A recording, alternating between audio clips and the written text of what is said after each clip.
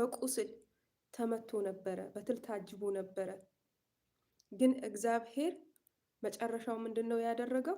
በሰባት እጥፉ ባርከው ነው የሚለው። በሰባት እጥፉ ከመጀመሪያው በሰባት እጥፉ ባረከው። የሄዱትም ሰዎች ሳይቀሩ ወደ ራሱ ተመለሱ ይላል ቃሉ ሲናገር። እና አሁን ምልላችሁ ነው የፈለኩት እግዚአብሔር በነገር ሁሉ እሱ መልካም ነው። በነገር ሁሉ እሱ መልካም ነው። እሱን ያመኑትን በሙሉ አይጥላቸውም።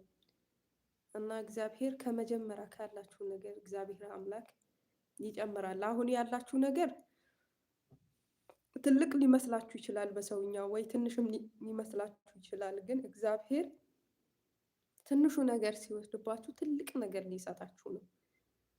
ደግሞ ሰዎች ሲርቋችሁ፣ ጓደኛ ሲርቃችሁ፣ የወደዳችሁ ሲክዳችሁ እግዚአብሔር ለራሳችሁ ለብቻችሁ የሚያስተምራችሁ ነገር አለ ማለት ነው። ለራሳችሁ